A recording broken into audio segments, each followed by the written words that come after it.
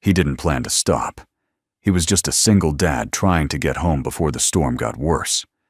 But at that lonely bus stop, soaked and shivering, sat a young soldier with eyes that looked like they'd seen too much and nowhere left to go. What he said next would change both their lives forever. "You're coming with me." What began as an act of kindness soon became a journey of healing, second chances, and a kind of love none of them saw coming. If stories of compassion, resilience, and unexpected miracles touch your heart, you're in the right place. Subscribe to our channel, settle in, and let this unforgettable story remind you sometimes the simplest choice opens the door to the greatest miracle. The rain didn't fall. It slammed wild and cold, slicing sideways across the narrow county road like it held a personal grudge. Wade Bennett narrowed his eyes against the storm as his truck's wipers battled in vain. Mud sprayed from his tires with each turn. March in Montana was a moody thing, unpredictable, unforgiving, and far too familiar. He had driven this stretch of road every evening for the last 3 years, ever since he left the city behind and settled in the modest, timber-framed house his father built decades ago. Life now was quieter, simpler, or so he told himself. A half-empty lunchbox rattled in the passenger seat beside him.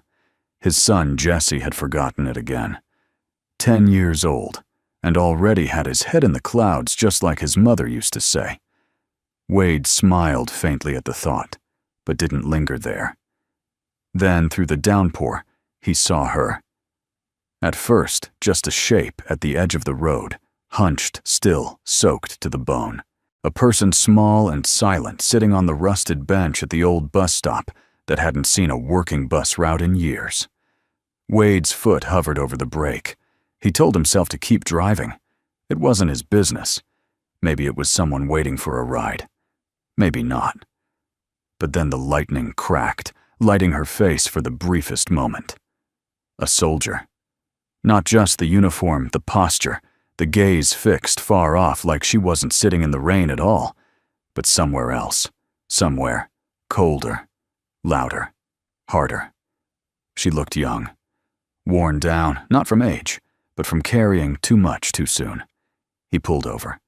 The truck creaked as he opened the door. Rain hit him like gravel. She didn't flinch, didn't even look up. Her hood was low hair stuck to her face in damp strings, and her duffel bag, no, a military backpack, was cradled tightly in her lap. "Ma'am," Wade called, careful with his tone. "Nothing." He stepped closer, boots squelching in the mud. She noticed him now, eyes lifting slowly, warily. Green eyes, haunted. "You all right?" he asked, adjusting his cowboy hat against the wind. "I'm fine," she said hoarsely, waiting for the bus. "There ain't no bus here," Wade replied gently. "Hasn't been one for 3 years." She blinked. That truth settled on her face like defeat. No anger, no panic, just tired. "How long you been sitting here?" he asked. She shrugged. "A while." Wade looked down the empty road, then back at her. The wind howled through the pine trees lining the ditch. "I've got a warm truck," he said. "And dry coffee if you don't mind it burnt. Name's Wade." "I'm not a creep." She gave the faintest smile, or maybe it was a twitch. "You don't look like one." "That's comforting," he said with a half chuckle. "Still, you're coming with me." The way he said it, firm but not forceful, caught her off guard. Like it wasn't a question. Like it was the only right answer to a question she hadn't asked. She hesitated, then slowly stood, her boots squishing as she adjusted the heavy backpack. He reached to take it, but she stepped back instinctively. "I've got it," she said quickly. Wade nodded. He didn't push. He just opened the passenger door and waited. Back at the house, Jesse's muddy sneakers were already by the door. The boy had probably let himself in after school and forgotten to call again. The smell of damp wood, faded flannel, and old coffee welcomed them as they entered. Wade helped her hang her coat on a peg near the door. She didn't say much, didn't meet his eyes. He offered her a towel, and she accepted it with a nod. "You can warm up by the stove," he said, motioning toward the old cast-iron fireplace glowing in the corner. She nodded again and walked over, setting her soaked backpack down with utmost care, almost reverence. Wade watched the way her hand lingered on it. Protective. Maybe it held something fragile. Or maybe everything she owned. "What's your name?" he asked after a moment. She hesitated. "Claire. Claire Monroe." "Nice to meet you, Claire." He offered a clean mug. "How do you take your coffee?" With silence, she muttered, then shook her head. "Sorry," that was. "It's all right," Wade said, a soft smile tugging his lips. "I prefer mine that way, too." She sipped slowly. Her hands, he noticed, were steady, but her eyes weren't. They scanned every shadow, every noise in the house, the way soldiers do when they don't know if the war's truly over. Wade didn't pry. He just leaned against the kitchen counter and sipped his own cup. Rain battered the tin roof. Jessie would probably peek out any second and bombard them with questions. But for now, it was quiet. Claire finally broke the silence. "You didn't have to stop, no?" Wade said, watching the firelight flicker across her face, "but I wanted to." She looked at him then. Really looked. For a flicker of a second, her walls cracked. He saw it. Not pity, not fear, just a hint of relief, of being seen. And in that quiet kitchen with rain drumming and ghosts unspoken, something unnamed settled between them. Not love. Not yet. But perhaps the first shelter either of them had felt in a very long time. The next morning came in shades of gray. Wade stood by the window in his kitchen, sipping the same oversteeped coffee he always drank. Outside, the storm had passed, but a cold mist lingered coiling low along the grass and fences, like the breath of something ancient and unsettled. Behind him, the house was quiet. Too quiet for a place now holding 3 souls under one roof. Claire hadn't said much after finishing her coffee the night before. When Jessie had finally appeared, his usual whirlwind of curiosity. Wade had gently shooed him away, sensing Claire's walls hadn't come down far enough for questions from a 10-year-old with a heart the size of Texas. He had given her the small back room, formerly his late father's den, now stripped down to a bed, a chair, and a single lamp. She hadn't asked for more, just nodded, thanked him with the kind of voice people use when they're not used to being helped. Now the door to that room remained closed. Wade glanced at the clock, 7 to 18 a.m. Jessie had left early for school after scribbling a note about a science project and grabbing a peanut butter sandwich. Still no sound from Claire. He sighed and turned away from the window, deciding to let her be. Healing didn't work on a schedule, especially not for people like her. But when he walked down the hall to grab his boots from the mudroom, he stopped. The door to her room wasn't fully closed. A sliver of it was open just enough to reveal the edge of the bed and the unmistakable silhouette of Claire, curled on top of the covers, still fully dressed, clutching that oversized backpack like it was a life raft in a world trying to drown her. He paused. The image struck him harder than expected. He'd seen soldiers like her before years ago when he was younger, and life hadn't yet emptied out around him. He remembered their eyes focused wary heavy with the weight of things civilians could never name. He had grown up around men who served his brother, his best friend, even his own father, who never said much after returning from Vietnam except, "War steals the part of you you didn't know you couldn't live without." Wade backed away from the door quietly. She needed time, not questions. Claire awoke to the smell of eggs and toast. For a moment, she didn't know where she was. The ceiling looked unfamiliar, the bed too soft, the silence too safe. She sat up abruptly disoriented, clutching the backpack tighter, before remembering the road, the storm, the cowboy hat, and the quiet man with kind eyes, who simply said, "You're coming with me." She swung her legs over the side of the bed and rubbed her eyes. Sophie hadn't made a sound. She leaned down and checked the pack, still closed, still undisturbed, still safe. Claire walked into the kitchen with cautious steps. Wade stood at the stove, flipping something in a skillet. He turned his head slightly as she entered, but didn't speak right away. "Hope you eat eggs," he said after a beat. "Didn't take you for the oatmeal type." Claire crossed her arms, unsure how to reply. Her voice felt lodged somewhere between her throat and her memory. "You don't have to talk," Wade added, almost as if reading her discomfort. "But you could eat. And sit. I reckon you're not made of stone." That coaxed the faintest smile from her. She sat. He placed a plate before her, 2 eggs toast, with just the right amount of burn and a slice of ham. Nothing fancy, but it steamed in the cold morning air like a blessing. She picked up her fork slowly, almost reverently. They ate in silence for a while. Not the awkward kind, just the sort that 2 strangers, who were no longer quite strangers, shared when words were still too heavy to lift. Wade finally broke it. "Your little one okay?" Claire froze fork halfway to her mouth. She looked up, eyes hardening. "I didn't look," he said, gently lifting his coffee. "Didn't need to. I've seen the way you hold that pack." Silence again. Longer. Tighter. Then she whispered, "Her name's Sophie." Wade nodded. "Pretty name. She's 4. And she's special. Needs help. More than I can always give her." Wade set his mug down, letting her words hang in the air, letting them be enough. "She asleep?" he asked softly. "In the pack. It's the only way she stays calm in new places." Wade didn't react with judgment or surprise. He just nodded again. "You're safe here, Claire. No one's gonna knock on that door and tell you to leave." She blinked, startled by the certainty in his voice. "Why?" "Because I've had my own nights holding too tight to the only thing I had left," he said.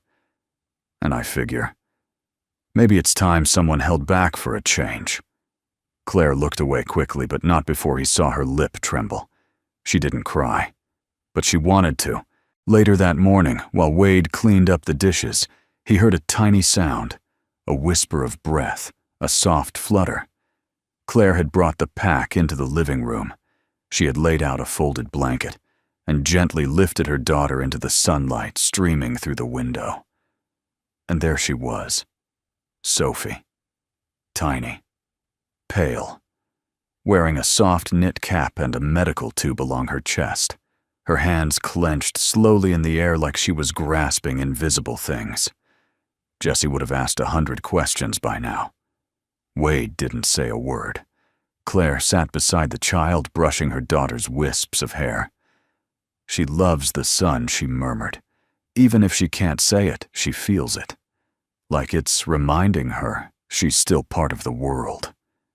Wade nodded, standing quietly behind them. "You both are," he said. "Part of this world. And if you'd like, part of this home, too." Claire hadn't planned to stay more than a night. She had become good at leaving. Years of moving between shelters, motels, church basements, and hospital waiting rooms had taught her how to disappear before questions started piling up. She didn't want pity, didn't want handouts. And she certainly didn't want someone like Wade Bennett, kind, grounded, impossibly gentle, to feel obligated to save her. But as the morning stretched into afternoon, and Sophie lay peacefully under the patch of sunlight near the window, Claire felt something she hadn't in a long time. Stillness. No rush to move on. No dread of being asked to leave. Just the soft hum of Wade's boots on the wooden floor, the faint ticking of the old clock above the stove, and the low, reassuring sound of breathing, hers, Wade's, and Sophie's. That last one mattered most. Wade had seen many things in his life, some beautiful, some brutal, but nothing prepared him for the moment he saw Sophie for the first time. She was small, far too small for 4 years old. Her limbs were delicate, wrapped in faded pink pajamas with worn cuffs. A tiny tube taped carefully to her chest ran from a discreet oxygen compressor nestled in the corner of the backpack, humming so faintly it could be mistaken for silence. Her lashes were long, her face pale, and still, as if sculpted from porcelain and breath. Wade had paused in the doorway, his coffee cooling in his hand. Claire was kneeling beside her daughter, holding one of Sophie's tiny hands in both of hers. She hadn't noticed Wade watching.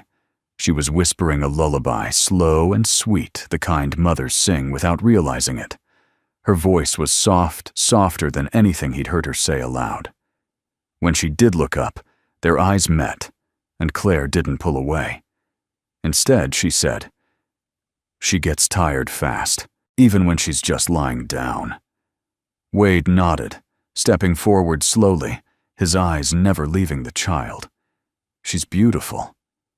Claire's throat tightened. No one had said that to her in a long time, not without a note of sadness or awkward surprise. Just beautiful, like any other child, like Sophie was something worth seeing. "She has cerebral palsy," Claire added quietly. "Oxygen therapy, speech delay, gross motor issues, the works." "She doesn't look broken," Wade replied, crouching beside them. Claire blinked fast. "She's not," she said firmly. "She's just fragile. But she's strong too, stronger than I ever was." Wade glanced up at her. "I don't know. You're the one carrying her, and that pack across God knows where in the middle of a storm." Claire looked down at Sophie and gave a small, watery laugh. "The pack was my idea. I could never leave her behind, not even to pee. And people stare when they see her. Sometimes they pity. Sometimes they whisper. But the worst is when they look away, like she's invisible." "Not in this house," Wade said, voice low and sure. That night, Wade set up the spare bedroom for Claire and Sophie. It was a small space with faded wallpaper and a dusty dresser, but it was private. Safe. He had pulled out a twin mattress for Sophie low to the ground, and even added a little reading lamp beside it, just in case Claire ever wanted to read her bedtime stories. Claire stood in the doorway, Sophie curled against her shoulder, already asleep. Her arms ached from holding her child all day. Her legs trembled from exhaustion, she no longer felt entitled to admit. Wade didn't hover. He didn't offer to help carry the girl or insist on doing anything grand. He simply said, "Sleep here as long as you need." "No strings." Claire hesitated. "I don't know how long that'll be," she admitted. "I'm not counting," Wade replied. It was that simple. In the middle of the night, Claire awoke to a soft cough, Sophie's. She sat up instantly. Years of hyper-alertness had trained her to move quickly, quietly. She adjusted the oxygen tube, checked her daughter's pulse, gently rocked her until her breathing evened out again.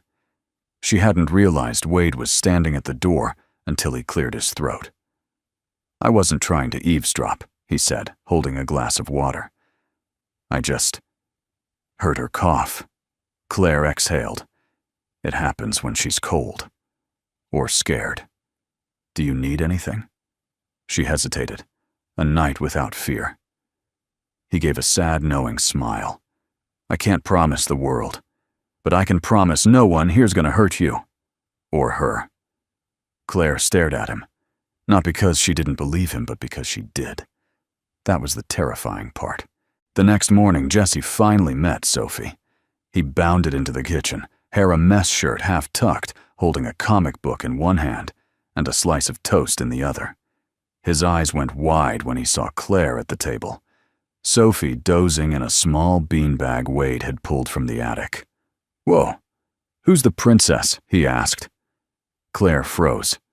"She's not a princess," she began to say, unsure how to explain. But Jesse beat her to it. "Yeah, she is. Look at her crown," he said, pointing at Sophie's wool cap. "That's definitely a magic hat." Claire blinked. Wade grinned into his coffee. Jessie turned to Claire, beaming. Can she play dragons with me when she wakes up? She doesn't really walk, Claire said gently. Or talk. Not like other kids. Jessie shrugged. So would I talk enough for two? And with that, he plopped onto the floor beside Sophie and began drawing with crayons on a folded napkin. Claire had to excuse herself. She stood in the hallway, one hand pressed to the wall for balance. She hadn't cried like this in years, not from fear, not from grief, but from being overwhelmed by kindness. Wade stepped beside her quietly. Sometimes the best parts of the world are 10 years old and don't know what judgment means, he said. Claire nodded, her shoulders trembling. I don't know what we're walking into here, she whispered. But for the first time, I don't want to run. Claire had never made pancakes before, at least not the kind that flipped golden on a cast-iron skillet, while a boy with sleepy eyes and a crumpled comic book sat at the table humming off-key. Not the kind that came with real maple syrup and laughter that echoed through the rafters of an old Montana farmhouse. She stood at Wade's stove in borrowed flannel, her hair tied up in a loose knot, feeling oddly domestic and deeply out of place. But somehow, not unwelcome. Sophie sat near the window in her cushioned chair, wrapped in a quilt Claire had found folded in the linen closet. Sunlight slanted through the blinds and painted her cheeks with warmth. She was awake but silent, her eyes wide, as Jessie explained how dinosaurs could have survived the Ice Age if they'd only invented mittens. Claire flipped the next pancake, trying not to smile. Wade leaned against the counter behind her arms, crossed, watching the whole scene with quiet satisfaction. You're not bad at that, he said, nodding at the skillet. Claire arched an eyebrow. You expected me to be? Well, Wade replied, judging by the way you tried to use a whisk to open the coffee canister yesterday. Claire shook her head, biting back a laugh. You keep that to yourself, Bennett. I wouldn't dare. They ate together at the table. Wade, Jessie, Claire, and Sophie, like it was the most natural thing in the world. Claire carefully fed Sophie soft bites, dipped in syrup, wiping her mouth gently with a cloth napkin. Wade noticed how Claire's hands never shook when they were caring for her daughter. It was the only time she seemed completely grounded, anchored by love, not fear. Jessie took 3 pancakes, then came back for a 4th, declaring them mom-level good, which in his book was the highest culinary compliment possible. Claire's face softened. That word mom still hit like a stone skipping across water. She hadn't heard it said in her direction in years, not since Sophie was a baby, and her husband still alive. Hearing it now from a boy not her own opened something in her she didn't know still existed. Later, while Wade and Jessie cleared the plates, Claire helped Sophie settle by the window again. On a whim, she pulled a square of colored paper from her duffel bag, one of the last few sheets she'd kept from a therapy session at the VA hospital. She folded it with steady fingers, creasing the corners precisely. Jessie watched from the table, fascinated. "What's that, a crane?" Claire said. "In Japan, they say, if you fold 1,000 paper cranes, your wish comes true." Did it work? Claire hesitated. "I don't know. I never got past 300. Maybe you didn't wish hard enough." "Maybe." Jessie walked over, dragging a chair beside her. "Will you teach me?" Claire blinked, surprised. "You want to learn origami? I want to fold wishes," he said simply. She nodded. "All right then. But be warned, it's addicting." They sat together, folding paper birds in silence as Wade watched from the kitchen. Something was happening here. Not dramatic, not loud, but real. Jessie, who had never had a mother figure since his wife passed, was quietly gravitating toward Claire, not just as a guest, but as someone he instinctively trusted. Claire, who had learned to shrink into shadows, was slowly beginning to fill the space around her. And Sophie, bless her quiet, brave soul, was blossoming under the Montana sun. Later that afternoon, as Jessie napped on the couch, Claire stepped outside with Wade. The porch creaked beneath their weight. The air was still crisp, but the sky was finally clear. Wade handed her a mason jar of lemonade. Claire sipped it slowly, cradling the cool glass between her palms. "Your boy's something else." "He's his mother's son," Wade replied. She had that same brightness, like the world couldn't darken her for long. Claire looked down at the steps. "You don't talk about her much." "I do when it matters." They stood in silence for a while. Then Claire spoke, voice low. "I didn't just lose my husband overseas. I lost my family too. They blamed me for enlisting. Said if I'd stayed home, none of it would have happened." Wade didn't respond with pity, just presence. Claire continued. "When Sophie was born with complications, they called it punishment. Said I'd chosen war over motherhood, and God had noticed." Wade's hands clenched at his sides. "I'm not religious," he said quietly, "but I don't believe in a God who punishes women for being brave." Claire turned her head toward him, startled. There was no judgment in his face, no apology for the bluntness, just conviction. She swallowed hard. "I don't want to be a burden." "You're not. I don't know how long we'll stay. You don't have to." Claire stared at him. Her eyes were tired, but open, truly open for the first time. "What are you, Wade Bennett?" she asked softly. "Some kind of saint," he chuckled. "Far from it. I'm just a guy who knows what it's like to lose more than you planned for, and what it means when someone doesn't walk away." She didn't respond, but she didn't look away either. That night, as the sun dipped below the hills, Jessie proudly hung a string of origami cranes across the mantel. Claire helped him tie each one with thread.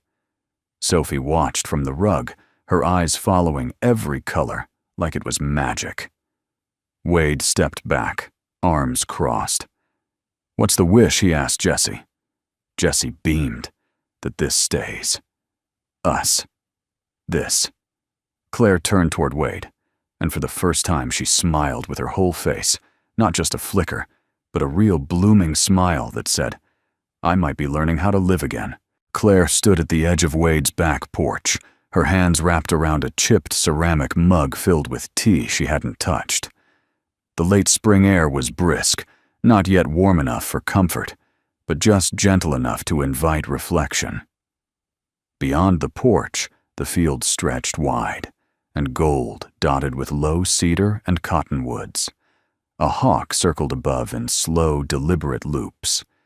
Inside, Jessie was helping Sophie read a picture book, mostly describing the drawings in exaggerated voices, while Sophie giggled with every dragon roar and nightly mishap.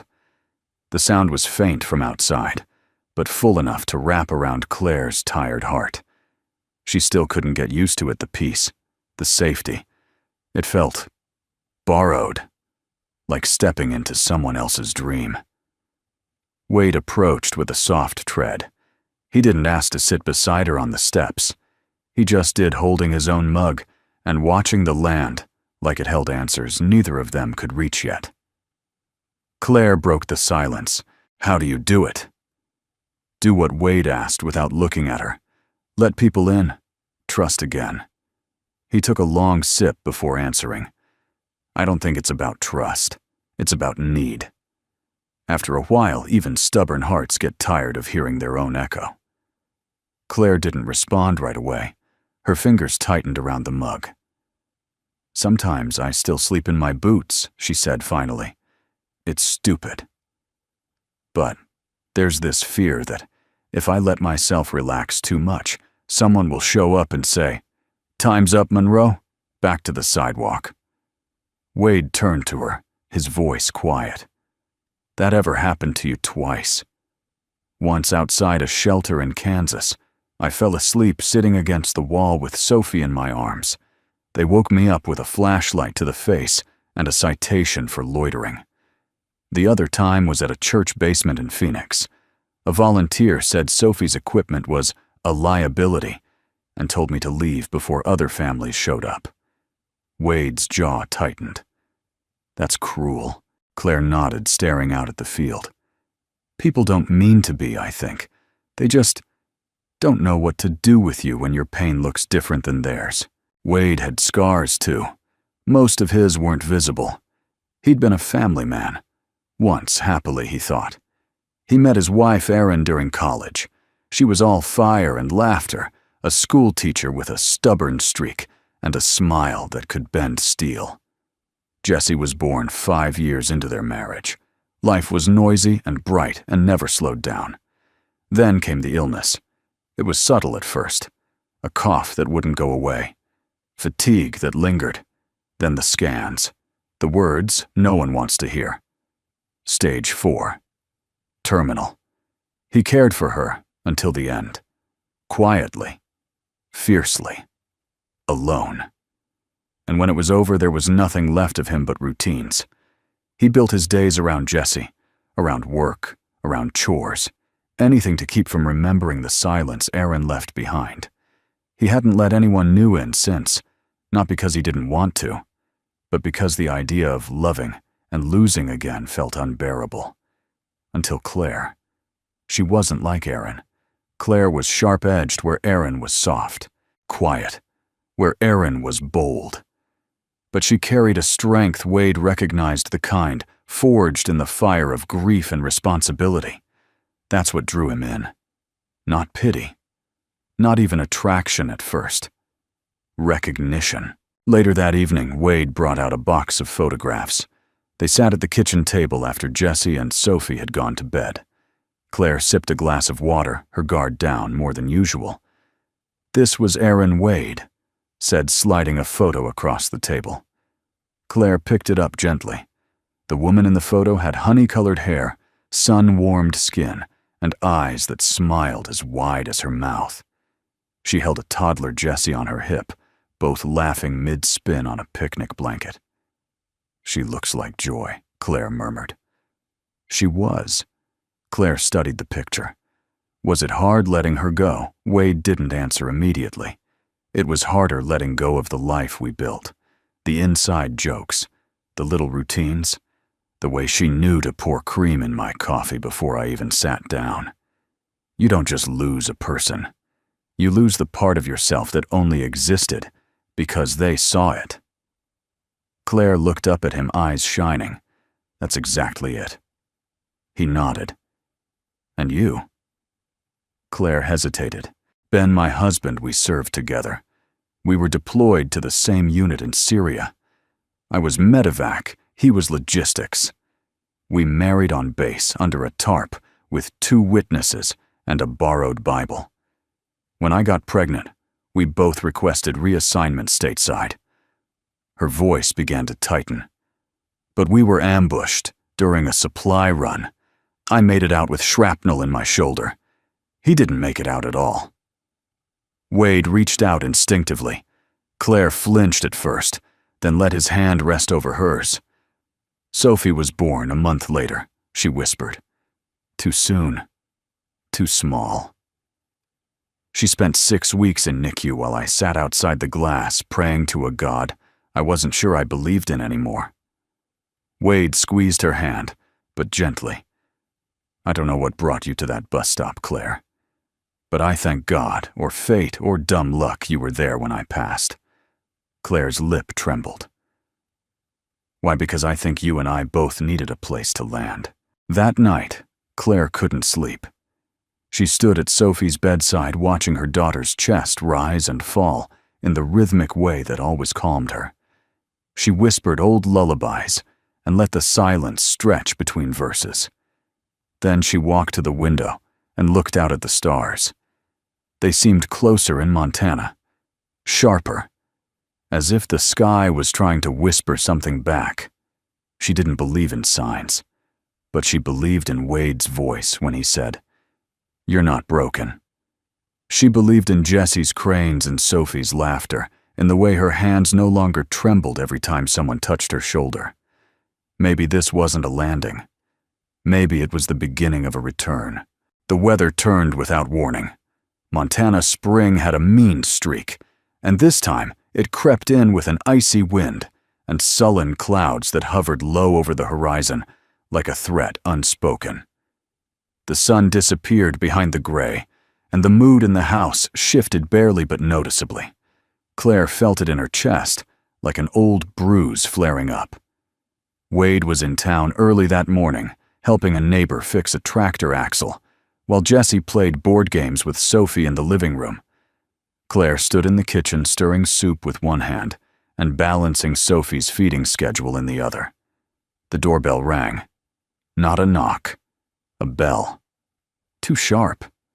Too official. Claire froze. She wasn't used to visitors. In her world, doorbells didn't bring neighbors with pies. They brought questions, or threats, or papers she was expected to sign without fully understanding them. She wiped her hands on a dish towel and approached slowly. Through the window, she spotted a figure, tall, clean-cut clipboard, in hand government posture. A local caseworker, a veteran affairs representative. Or worse, someone who had heard a rumor and came to make it true. She opened the door a few inches. "Can I help you?" she asked, voice flat. The man smiled a little too tight. "Good morning. Sorry to barge in, ma'am. Name's Grant Lewis. I'm with Child Services." Claire's fingers went cold. "I was contacted by a local resident with concerns about a child living here." He continued flipping through the papers clipped to his board. A young girl with visible medical needs in a non-licensed care facility. Claire's ears rang. "I'm her mother," she said. "This is my daughter." "Of course, I understand." "May I come in?" "No." He blinked, surprised. Claire stepped out onto the porch, closing the door behind her just enough to keep the warmth in. "You have no right to see her without a court order or probable cause. Do you have either?" "I don't want trouble," he said smoothly. "I just want to make sure the child is safe." "She's safe," Claire said, steel in her voice now, for the first time in a long time. Behind her, she heard Sophie cough soft, but timed cruelly. Lewis narrowed his eyes. "Ma'am, I understand this is difficult. I know what it's like to feel cornered." "No, you don't," Claire snapped. "You don't know what it's like to sleep in shelters, to be turned away because your kid needs a feeding tube. You don't know what it's like to watch people look at your daughter like she's a burden." He opened his mouth to respond, but Claire didn't wait. "I suggest you leave now, and if you come back, bring a warrant." She turned and went inside without another word.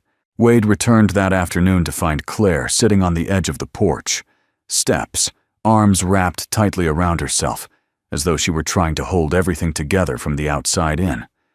He parked the truck and walked toward her slowly. "What happened?" Claire didn't look up. "Someone reported us." Wade's brow furrowed. "What do you mean reported?" Child Services came. "Said someone in the town filed a complaint about a disabled child being cared for in an unregulated home." Her voice was bitter. Translation someone doesn't like, that I exist. Wade sat beside her. "Did they see Sophie?" "No, but I didn't let them." He exhaled. "Good." Claire turned toward him then, and her face was a war between fury and heartbreak. "Wade, if they come back with a court order, I could lose her. Just like that. They'll say I'm unstable, unemployed, a transient with a medical-dependent child and no permanent address. You're not a transient. You live here now." Claire shook her head. "I can't put that burden on you." "You didn't." Wade Noe interrupted gently but firmly. "You didn't put anything on me. I opened that door. I asked you to come in. You and Sophie belong here. Not just because it's safe, but because we want you here." Her lip trembled. "But if Jessie's school hears about this, if the neighbors start talking..." "Let them." She stared at him. He softened. "Claire, you've been in fight or flight for so long you don't remember what it feels like to just stand still. But you're not alone now. You don't have to run. Not this time.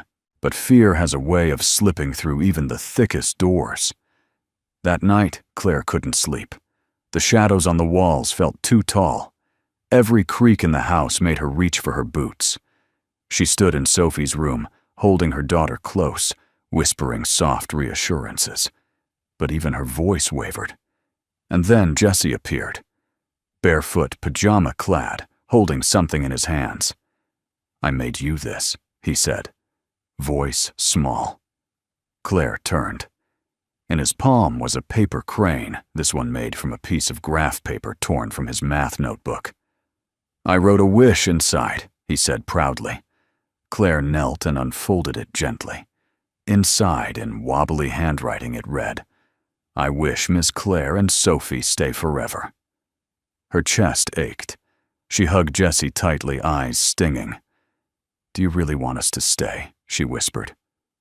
Jesse pulled back, matter of fact. "Well, yeah. Dad makes better pancakes when you're around." The next morning, Claire found Wade already up sipping coffee on the porch. "I'm staying," she said before he could ask. Wade smiled without turning his head. "I was hoping you would." "But I want to earn it," she added. "Not just take your kindness.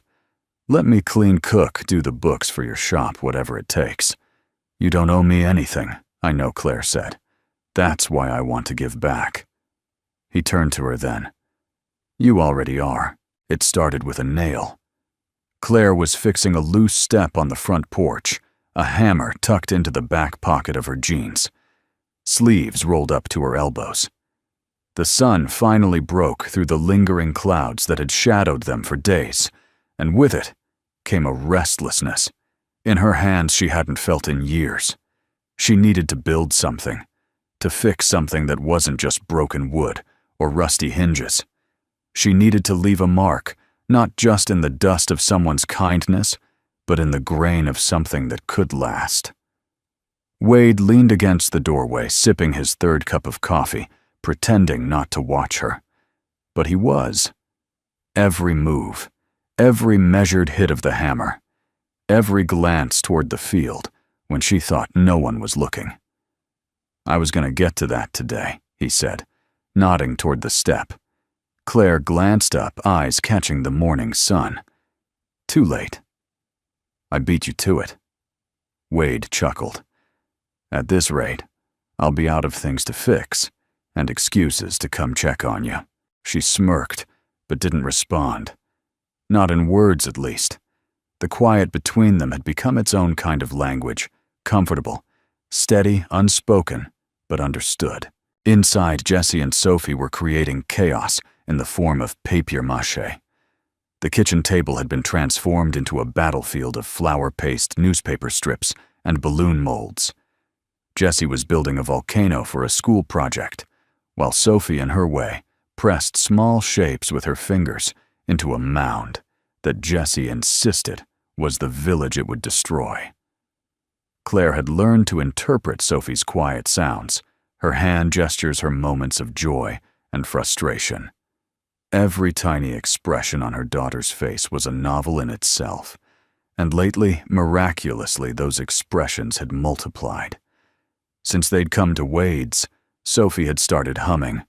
Not words, not quite music, just sound. Hope wrapped in breath. Later that day, Claire and Wade drove into town. It wasn't far, 15 minutes of open road lined with pine and cottonwood, with an old gas station, one diner, a post office, and a hardware store that doubled as a general supply shop. Claire hadn't been back since the visit from child services. Wade had offered to go alone, but she refused. "I'm not hiding," she'd said. They walked side by side down Main Street. People looked. Some nodded. A few didn't hide their curiosity. Claire held her head high anyway. Sophie was in the back seat with Jesse, and she'd left a note taped to the window. "We're just like you. We're just trying." At the diner, Mary Jean, the woman who ran the lunch shift, gave Claire a tight smile and said, "Glad to see you're still around." Claire smiled back, but the tension in her chest didn't ease until they were driving home again. Wade noticed. "Let them talk," he said. "Talking's all some people know how to do." "I don't care what they say about me," Claire replied. "I care what Sophie hears. What Jesse hears." "You're protecting them," Wade said softly. "But don't forget they're watching how you stand too, not just what you stand against." That night, Wade found Claire in the workshop, out back, the one his father had used to build cedar shelves and fix broken chairs when Wade was a boy. It smelled of sawdust and oil and old memories. Claire was sanding a piece of reclaimed wood. Wade leaned in the doorway. "You're supposed to be resting." "I don't rest well," she said. "What is it you're making?" Claire looked down at the board in her lap. "A name sign. For Sophie's room. Just something small." She turned it around to show him. The letters were still rough, carved by hand with an old chisel, but they were hers. And they were beautiful. Wade crossed the room and sat beside her. "I thought you said you didn't know how to stay," he said. "I don't," Claire replied. "But every time I pack our things, something in me breaks." She looked at him. Really looked. "I'm tired of running, Wade." He reached over, brushing a curl of sawdust from her cheek. "Then don't." She swallowed hard. "I don't want to take your kindness for granted." "You're not," he said. "You're answering it." The next day, Sophie's room became hers. Really hers.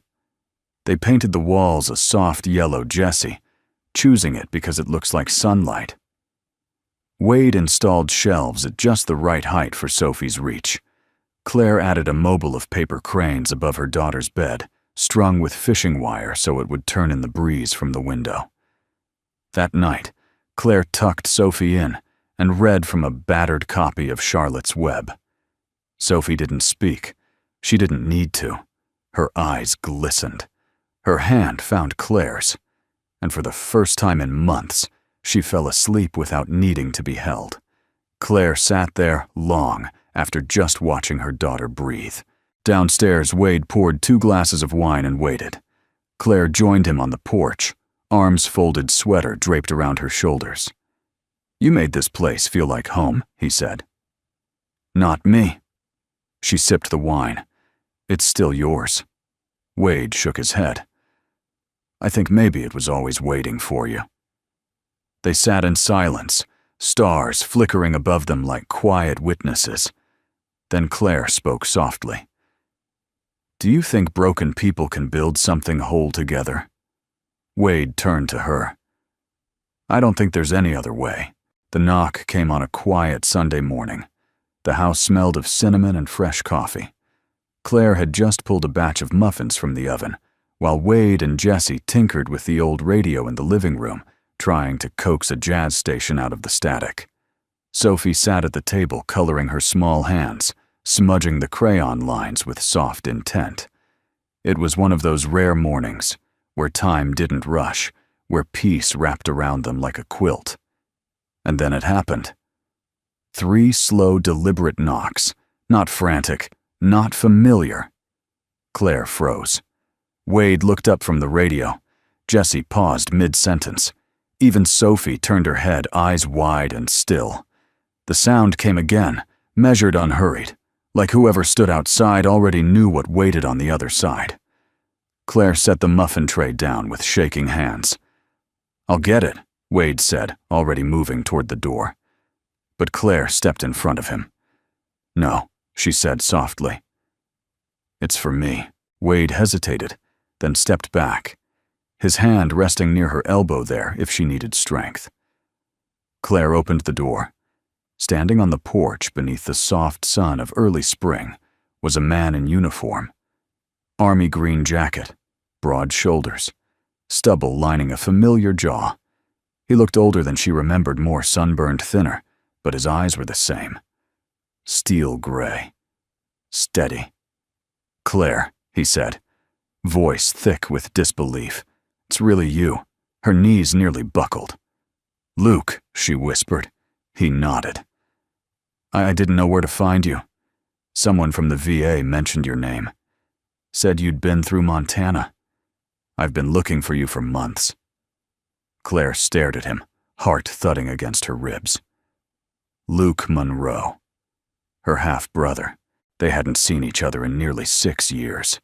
Their last words were shouted in a dusty military hangar overseas shortly before Claire's final deployment. She had enlisted against their father's wishes. Luke had gone 1st Marine Corps 2 tours, a lifetime of silence and discipline. But after their mother died, Claire couldn't stay behind anymore. She wanted to serve, not just survive. They parted on rough terms, and then Luke went missing in action during a classified mission. For years, she believed he was dead. No confirmation. No remains. Just a name engraved on a wall and a sister who mourned in pieces. How Claire's voice caught. "How are you alive?" Luke looked down, jaw clenched. "It's a long story. I was in a medical facility for over a year. Memory loss. TBI. They didn't clear my file until last summer, and even then I didn't remember much. Just fragments. Your name kept coming up in the dreams." Claire stepped outside, her hand trembling as she reached for him. He caught her in a tight embrace. It wasn't graceful. It was shaking and gasping and desperate and real. Inside, Wade ushered Jesse and Sophie into the other room. He didn't eavesdrop, though every part of him wanted to understand what had just cracked open in Claire's world. She returned 15 minutes later, her face flushed, her hands wringing the hem of her shirt. Luke followed close behind, glancing at the walls, the photographs, the quiet signs of life in the house. "This is Wade." Claire said, her voice steadier now. "And that's Jesse. Sophie is." She looked toward the hallway, where Sophie peeked from behind the doorframe. Luke's face softened. "Is that?" he began. Claire nodded. "Your niece." Luke dropped to one knee. "Hi, Sophie," he said gently. "I'm your Uncle Luke. You don't know me yet, but I've known about you for a long time." Sophie tilted her head, her fingers curling shyly into the edge of the wall. Claire watched tears building again. This wasn't the reunion she'd ever dreamed of. It was quieter, stranger, messier. But it was real. Over lunch, the 5 of them sat around the table like something out of a painting Claire never believed she'd be in.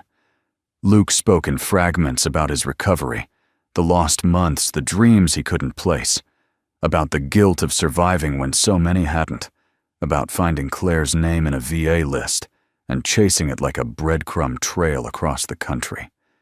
He didn't ask for forgiveness. He asked to be present. "I don't know if I deserve to be here," he said, watching Sophie eat banana slices one at a time. "But I want to know her. I want to know you." Claire reached across the table and placed her hand over his. "You're already here," she said. That night, as the house quieted and the stars bloomed over Montana, Claire stepped out onto the porch with Wade. She leaned into the rail, shoulders loose for the first time in days. "I thought I buried him," she said quietly. "I mourned a ghost. And now?" "And now," Wade echoed, "you get a second chance." Claire nodded. "It scares me how much I still love people who've left." "They didn't all leave," Wade said, his voice low. "Some just took longer to find their way back." She turned to him, the porch light warming her profile. "I don't know what happens next." "You don't have to," he said. "You just have to stay." She looked at him for a long time. Then she stepped closer, just enough that their shoulders touched. It wasn't a confession. Not yet. But it was permission. The sun returned the next morning, not timid or tentative, but bold and golden, flooding the kitchen with a warmth that felt almost sacred. After weeks of gray skies, restless worry, and old wounds torn open, Claire stood at the sink, with her hands in a bowl of soapy water, watching the steam rise as sunlight cut across the counter. Luke had spent the night in the guest room. His presence was still surreal. Every time she passed by that door, a part of her braced to wake from a dream. But there he was, her brother, flesh and blood, not a memory or a gravestone. Alive, present, healing. In the living room, Jessie and Sophie were sprawled on a quilt, with an open board game between them and a bag of marshmallows that had clearly become unofficial game pieces. Claire watched from the doorway as Jessie helped Sophie place a card on the board, narrating every move with exaggerated drama and sound effects. Your unicorn has reached the lava moat. What's your next move? Lady Sophie. Sophie didn't speak, but her smile was unmistakable. Claire pressed her hand to her chest. This was the life she never dared to imagine, not chaotic or glamorous, but ordinary in the most miraculous way.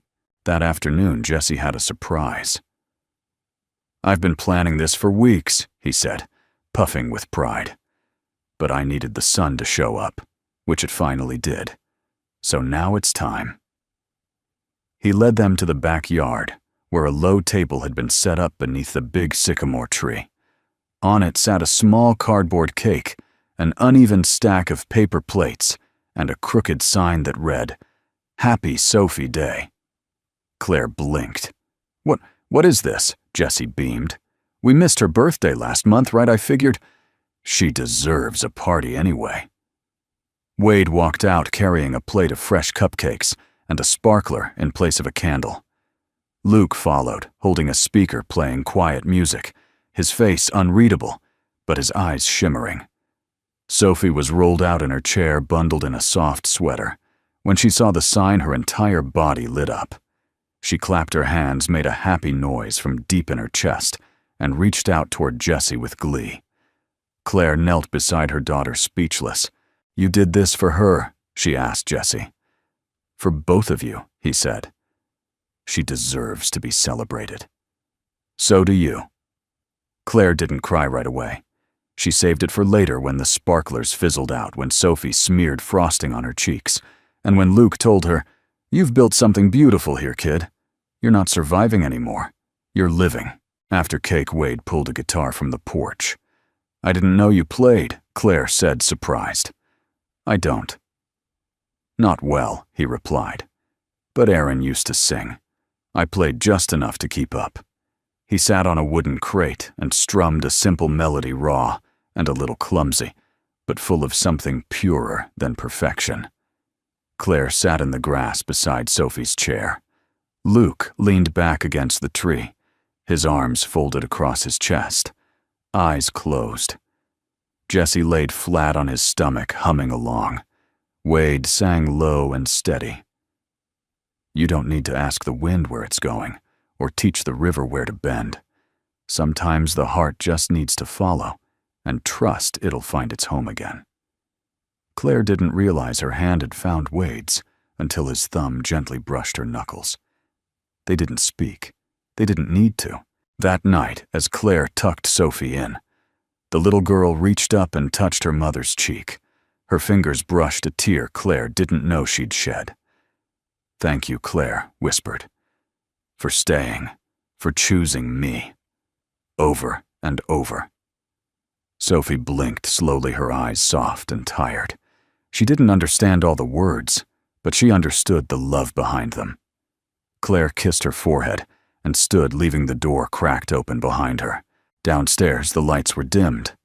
Wade sat at the kitchen table with a second mug of tea waiting across from him.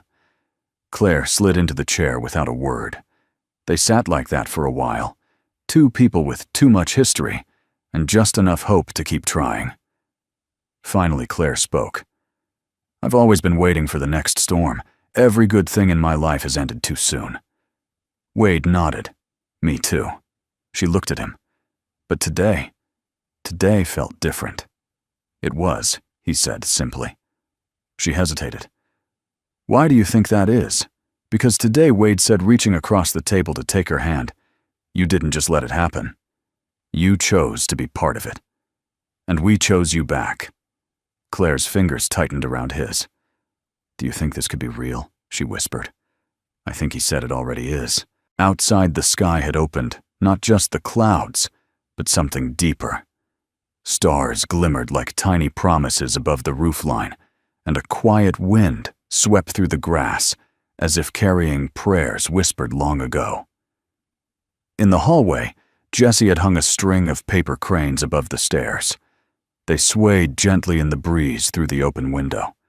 And as Claire watched them dance, she realized she wasn't just passing through someone else's life anymore. She was home. The rain returned one evening without warning, slow and deliberate tapping against the kitchen window, like fingers reminding them that peace, like weather, was never permanent. Claire sat at the kitchen table long after everyone else had gone to bed. The house was still save for the occasional creak of old wood settling and the steady hum of Sophie's medical unit in the next room. She had her hands folded on the table in front of her, and beside them, a blank sheet of paper. For weeks now, something had stirred inside her, a quiet knowing. Not fear, not sadness, just the weight of truth she could no longer ignore. This could all be taken away. Not because she didn't belong here, or because she hadn't earned her place, but because life had a cruel way of teaching her that the more you love something, the easier it was to lose it. So she began to write. To whoever finds this, if you're reading it, it means I'm not here to say this out loud. Maybe I left. Maybe I had no choice. No, or maybe my fear finally caught up to me. Either way, there's something I need you to know. Sophie is not a burden. She is not fragile. She is not less. She is the strongest person I know. Stronger than I ever was. If she cries, hold her. If she laughs, let her. And if you're lucky enough to see her fall asleep in your arms, know that you're holding the most sacred thing I've ever known. To Jessie, thank you. You reminded her that friendship doesn't ask for explanations, that being different doesn't mean being left behind. To Wade, there are not enough words, but I'll say the ones I know matter. You gave us more than shelter. You gave us dignity, a place to exhale, a home. If I could ask one thing of you, it's this. Let her keep the cranes. Let her believe that wishes made from paper and love still matter. And please tell her that she was never a mistake. She was the one beautiful thing I brought back from the war. Love, Claire. She folded the paper neatly, slipped it into an envelope, and laid it on the kitchen table beneath the salt shaker, where it would be found, but not immediately noticed. Then she sat there in the dark, watching the storm blur the world outside. Wade found her at dawn. He had risen early, restless. Something in the quiet told him she hadn't slept. When he stepped into the kitchen and saw her at the table, eyes open, fingers clenched, the envelope still untouched, his heart tightened. "Couldn't sleep?" he asked softly. Claire shook her head, her voice barely a whisper. "I was thinking." He nodded, poured her coffee without asking, and sat across from her. "You ever feel like something so good it can't last?" she asked, eyes fixed on the envelope. "All the time," Wade said. "But I've learned something." She looked up. "It's not about making it last forever," he said. "It's about being brave enough to believe it's real while you have it." Claire didn't speak. Instead, she slid the envelope across the table. Wade didn't open it. He placed his hand over it, his eyes never leaving hers. "I'm not going to read this unless you disappear." Claire's voice cracked. "And if I do, then I'll read it once, and I'll keep it forever. But I'd rather never read it at all." Her shoulders trembled. "I don't know how to stop preparing for the worst." "You don't have to," Wade said gently. "But maybe you can also start preparing for the best." Later that morning, Claire took Sophie for a walk around the property. The rain had passed, leaving behind the scent of pine and wet soil. Jessie followed behind, with a camera he'd found in the attic, insisting on capturing candid family moments, which mostly meant blurry photos of everyone mid-blink. Sophie giggled as Claire pushed her chair along the gravel path. Every time the wheels bumped, Claire would make a dramatic whoa sound that sent Sophie into little squeals of joy. Wade watched from the porch, heart full. Luke joined him sipping a glass of orange juice. "They look good out there." "They look right out there," Wade replied. Luke nodded slowly. "You think she'll stay for good?" "I think Wade said she already has." That night, as Claire tucked Sophie into bed, her daughter reached up and touched her face. "Ma." Claire froze. Sophie rarely tried to speak. Not real words. Sounds, gestures. Yes, but this was different. Intentional. Heavy with meaning. Claire knelt beside the bed. "Say it again, sweetheart." "Ma." Sophie tried again, lips trembling with effort.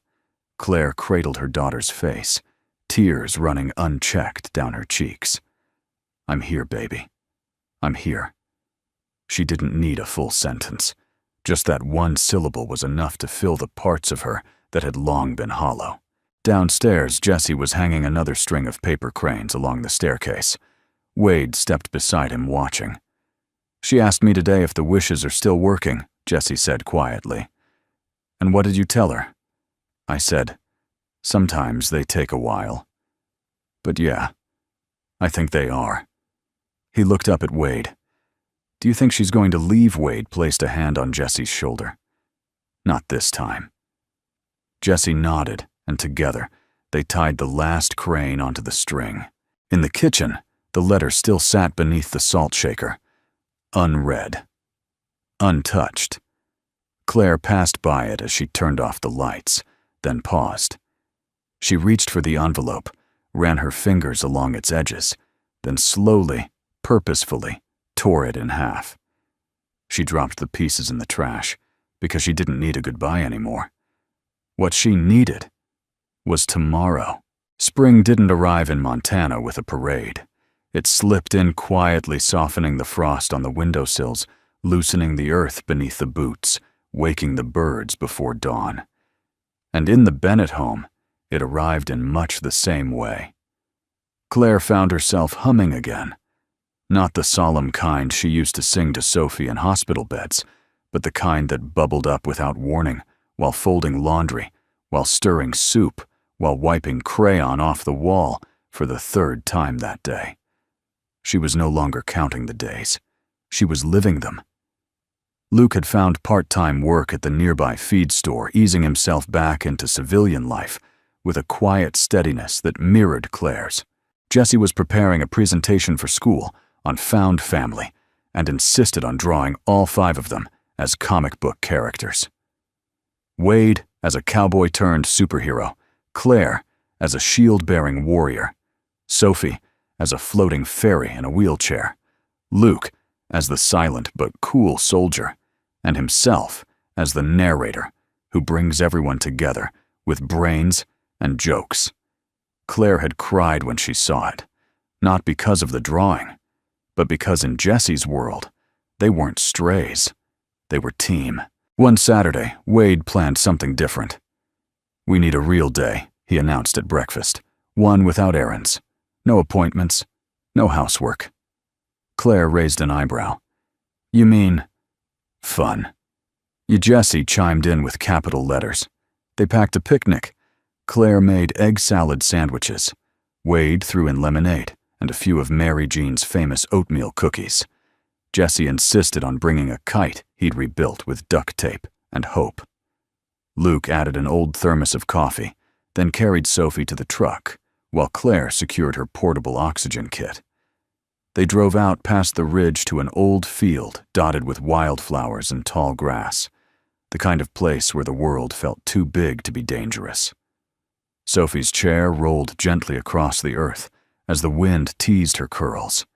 She giggled when Wade showed her how to tilt the kite, her hands gripping the string alongside Jessie's. Luke stood at a distance, watching the scene, like a man grateful to be allowed back into it. Claire wandered into the tall grass and stood still for a long moment, breathing in the scent of damp soil and sky. Wade joined her. "Nice out here," he said softly. She nodded. "Feels like everything I didn't know I needed." Wade smiled. That's what this place does. Claire turned to him. It's not the place. Their eyes met. And in the hush of that wide-open field, she stepped closer, one hand resting against his chest. I didn't believe in beginnings anymore, she whispered. But you didn't give me a new chapter. You gave me back the book.